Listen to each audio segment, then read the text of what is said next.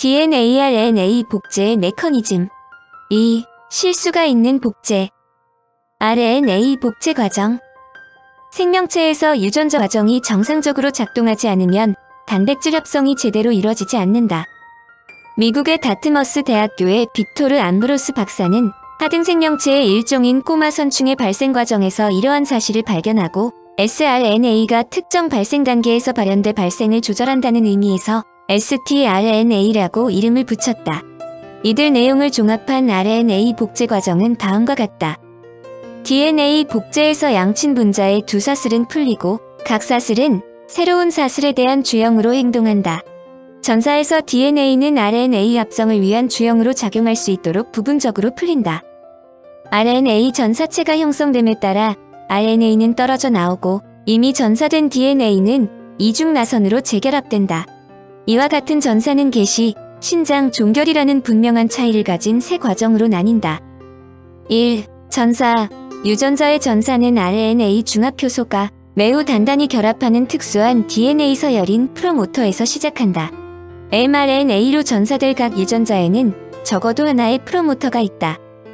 프로모터는 구두점으로 작용하여 RNA 중합효소에게 어디서 시작하고 어떤 DNA 사슬을 읽을 것인가 또 시작점에서 어떤 방향으로 전사할 것인가를 지시한다. 그런데 모든 RNA 중합효소가 동일한 것은 아니다. 원핵생물은 mRNA, tRNA 그리고 rRNA를 생산하는 한 종류의 RNA 중합효소를 갖는다. 반면에 진핵생물은 서로 다른 역할을 하는 세 종류의 RNA 중합효소를 가지고 있다. 이들 중에서 RNA 중합효소 II가 mRNA의 생간과 관련한다. 진핵생물의 RNA 중합효소는 다른 단백질이 프로모터를 필요로 하기 때문에 특정 유전자의 전사가 조절된다. 2. 신장. 1단 RNA 중합효소가 프로모터에 결합하면 한 번에 약 20개의 염기쌍씩 DNA를 풀고 주형사슬을 읽는다. DNA 중합효소와 같이 RNA 중합효소도 생장하는 사슬의 말단에 새로운 뉴클레오티드를 첨가한다. 즉 새로운 RNA는 그 자신의 말단에서 생장하므로 RNA 전사체는 DNA 주형사슬에 역평행한다. DNA 중합효소와는 달리 RNA 중합효소는 전사 과정을 검사하거나 교정하지 않는다. 그러므로 전사에서 실수는 10,000개에서 100,000개 중에 하나의 빈도로 일어난다. 그러나 많은 수의 RNA 사본이 만들어지므로 이러한 실수는 DNA에 일어난 돌연변이만큼 위험 가능성이 있는 것은 아니다. 3. 종결. 무엇이 RNA 중합효소에 종결 명령을 내리는가는 개시 자리가 전사의 시작을 지정하는 것과 같이 DNA에 있는 특정한 염기 서열이 이의 종결을 지정한다. RNA가 보다 중요한 역할을 한다는 연구 결과는 한국 학자가 제기했다. 서울대학교 유전체의학연구소장 서정선 박사는 인체의 생명현상은 세포에게 DNA에 들어있는 유전 정보에 따라 결정된다는 생물학의 중심 원리를 근본에서 뒤흔드는 연구 결과를 발표했다. 앞에서 설명했지만 복제의 기본은 DNA 이중나선이 풀리면서 그중 한 가닥이 또 다른 유전 원본이며 RNA는 그중 일부를 복사한 청사진이고 그 청사진에 따라 단백질이 만들어진다. 그런데 서 박사는 지금까지 DNA에서만 유전자 변이가 일어난다고 알려졌는데 한국인 18명의 게놈을 해독한 결과 RNA에서만 일어나는 유전자 변이도 1800개 이상 있다는 사실을 확인했다고 밝혔다. 그동안 과학자들은 인체에 문제가 있다면 설계도인 DNA에 변이가 생겼기 때문이라고 보았다. 그러므로 DNA 염기서열 분석이 아니라 RNA 염기서열 분석도 필수적임을 알려준다. 참고적으로 사람에게는 대체로 약 60조 개의 세포가 있는데 세포 하나의 DNA를 한 줄로 이어놓으면 그 길이는 약 1.8에서 3m가 된다.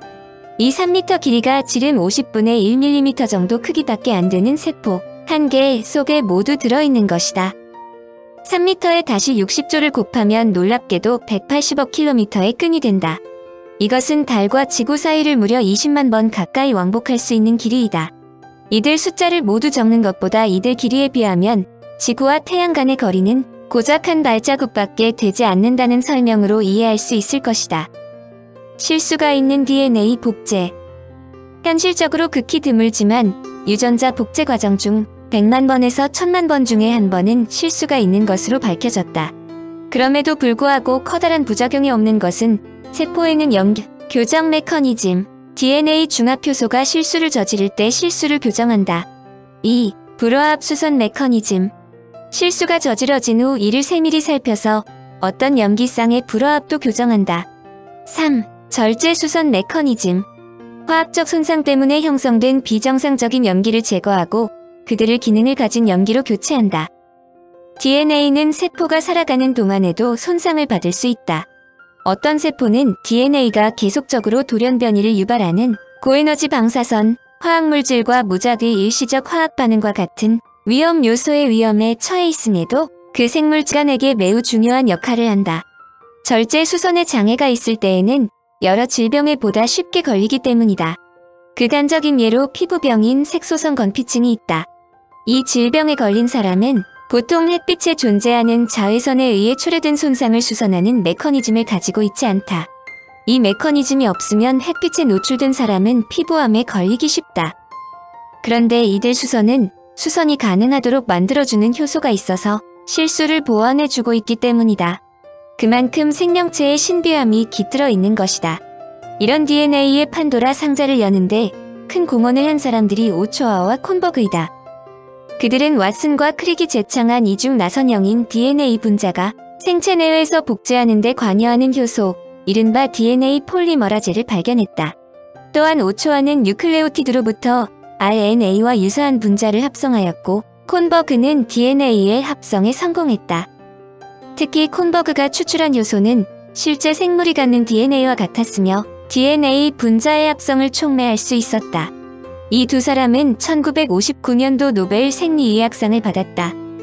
앞에서 오초아의 실수와 이를 극복한 이야기를 설명했지만 콘버그가 발견한 DNA 폴리머라제도 DNA를 복제하기 위한 효소가 아니라 DNA를 수복하기 위해 사용되는 효소라는 것이 밝혀졌다. 그것도 노벨상을 수상한 지 10년이나 지난 후였다. 궁지에 몰린 콘버그는 DNA의 합성을 촉매하는 효소를 열심히 찾았다. 그에게는 계속 운이 따랐다. 콘버그의 아들인 토머스 콘버그가 DNA 폴리머라제 2와 DNA 폴리머라제 3를 발견한 것이다.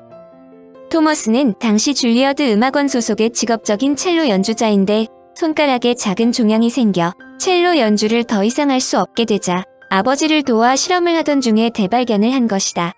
어느 사람은 아무리 고생을 해도 뜻을 이루지 못하지만 이렇게 운이 따라주는 사람은 어디에나 있는 법이다. 이제 학자들은 세포 공장에서 이루어지는 유전 부품 생산이 정확히 조절되는 메커니즘의 규명에 나섰다. 영양으로 운반되어 오는 부품은 소재에 따라 남는 경우도 있고 모자라는 경우가 있는데 그것을 어떻게 조절하는가를 알아내자는 뜻이다. 자코프와 모노는 특정한 소재에 따라 그것을 처리하는 효소가 그때그때 대량으로 만들어지기도 하고 억제되기도 한다는 것을 발견했다. 유전자의 활동을 제어하는 메커니즘이 생체 내부에 있다는 것이다.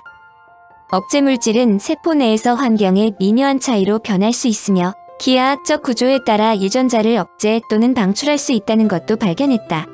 그들은 1965년에 노벨 생리의학상을 수상하였는데 이들이 이와 같은 연구 결과를 얻은 것도 대장균을 대상으로 한 것이다. 어느 정도 DNA와 RNA에 대한 성격이 규명되자 학자들은 DNA의 염기 배열을 정확하고 신속하게 결정하는 방법으로 관심을 돌리기 시작했다. 이 연구가 중요한 것은 DNA 속에 들어있는 유전 정보를 해독할 경우 유전자의 인위적인 조작이 가능하며 새로운 단백질을 합성시키거나 나아가 새로운 동물이나 식물을 탄생시킬 수 있기 때문이다. 그러나 이 연구는 시작부터 위기에 봉착했다. 그것은 작업량이 너무나 방대하여 쉽게 연구 결과를 얻어낼 수 없으리라는 좌절감 때문이었다. 평생을 걸려서라도 해석할 수 없는 연구 프로젝트라면 아무리 의욕이 넘친 학자라도 주춤하기 마련이다. 노벨상도 죽으면 수상할 수 없는 법이다. 그러나 인류사에 이럴 경우 매우 재미있는 예가 생긴다. 즉 아무리 어려운 연구를 하더라도 노벨상을 바라지 않는 사람이 있다는 뜻이다. 그것은 바로 이미 노벨상을 받은 사람이다. 1958년 인슐린을 완전히 분석하여 노벨 화학상을 수상한 생어가 여기에 도전했다. 그도 폴린과 마찬가지로 처음에 자신이 노벨상을 수상할 때의 연구 방법으로 시작했다. 즉 아미노산 배열을 결정할 때와 같이 DNA 염기 배열을 결정법을 연구하는 것이다. 그러나 RNA의 경우 특수 부위를 절단하는 핵산 가수분해 효소를 구할 수 있었지만 DNA의 경우는 분자량이 큰 데다가 염기 종류의 특이한 효소가 발견되지 않았기 때문에 절단할 수 없었다. 그러나 결론은 역시 해피엔딩이었다. 생어는 결국 특정한 염기들을 제거하면 DNA 중합체의 작용을 통제할 수 있다는 것을 발견한 것이다. 또한 화학적으로 변경된 염기들을 사슬의 말단 고리들로 이용함으로써 그 배열을 더 잘 통제할 수 있음을 발견했다. 그는 1978년 첫 연구 결과로 비교적 단순한 파이 X174 바이러스의 5386염기의 완전한 배열을 발표했다. 이는 그때까지 배열해낸 것으로는 가장 긴 가닥이었다. 그는 이 연구로 1980년 노벨 화학상을 수상함으로써 노벨상 2회 수상자가 되었다. 그는 두 번째 노벨상을 수상 직후 가진 연설에서 두 번째 노벨상을 수상하는 데 22년이 걸렸으니 앞으로 22년 후인 2002년에는 탄수화물 서열 결정법을 고안하여 노벨상을 한 번 더 받겠다고 농담을 했다. 안타깝게도 그의 목표는 실현되지 않아 말대로 농담이 되고 말았다. 참고적으로 세포가 자신의 DNA를 정확히 유지하고 그것이 적절히 복제되도록 하는 데에는 경비가 들기 마련이다. 큰 틀에서 DNA 합성 그 자체는 커다 불구하고 세포는 많은 DNA 수선 메커니즘을 배치시키며 때로는 중복되기도 한다. 이는 경비가 많이 듦에도 불구하고 세포가 유전 정보를 보호하려는 의지 때문으로 생각한다.